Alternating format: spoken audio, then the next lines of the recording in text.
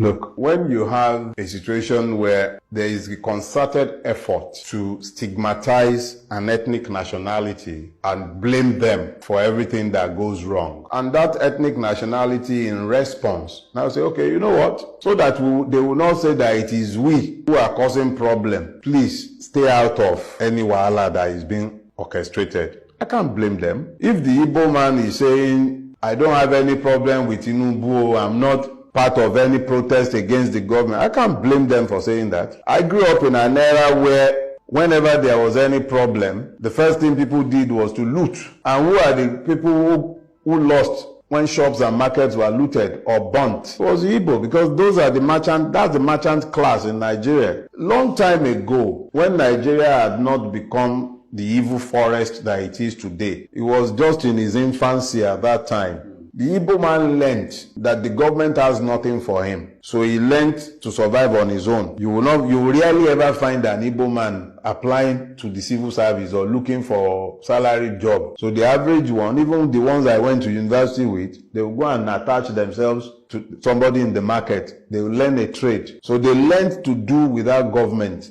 They learned to discount the government completely, which means that the Igbo man is better equipped than any other Nigerian to cope with our current circumstances, where the government has become completely useless. The Igbo man was already prepared for the uselessness of the government. So now that he is prepared for it, and everybody else have now decided to stigmatize the Igbo man, I can't blame the Igbo man for turning around and saying, it's none of my business, oh, enjoy your government. He didn't enjoy anything from the government before. So for somebody, and I'm talking about the average Igbo man who is like me and you. I'm not talking about the Ojihus or Kalus of this world or the Okorochas of this world who have always fed on the grievances of Ndi Igbo and made money by appeasement of government and then presuming to speak on behalf of. I'm not speaking to those ones. I'm speaking for the average man on the street who grew up believing that he has no portion in Nigeria, which was what fed the Biafran spirit and the demand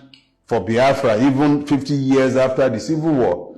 So I'm not speaking to the man on the street of Ala Igbo. I'm not speaking to the trader in Alaba or at Aspanda or at Ladipo. All those ones, they have always lived with the mentality of being victims of the system. So when a victim of the system is telling you, leave me out of your protest, go and deal, because it wasn't gaining anything from the system in the first place. So if he wasn't gaining anything from the system in the first place, he has nothing to lose if the situation becomes... The only thing that is happening now is that more victims are being recruited into the Nigerian mess.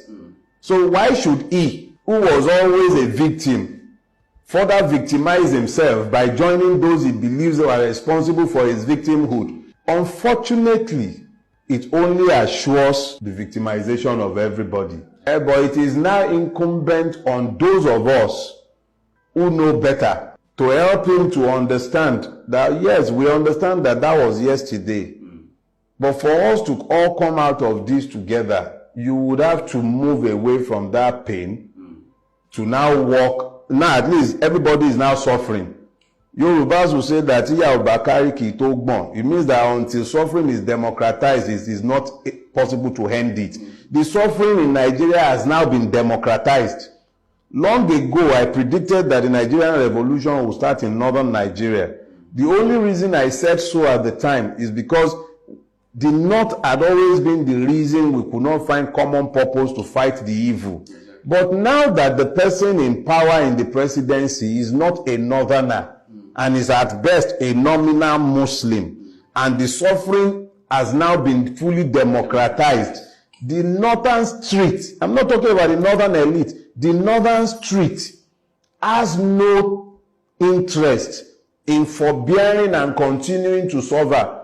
Why is it that all of a sudden everything that they tolerated during the years of Muhammadu Buhari is no longer tolerable? Have you considered that? Look, I don't know how long it's going to take. But if this mess continues, the problem that will consume this government will start in northern Nigeria. It's not going to start in the east. The Igbo man has more or less taken a position. I was always a victim. Go and solve your problem. Leave me alone in my little corner. If you lie, steal all the money in the world. You still take that money to a market to go and buy something. And who will you find in the market when you get there? You find the Igbo man there.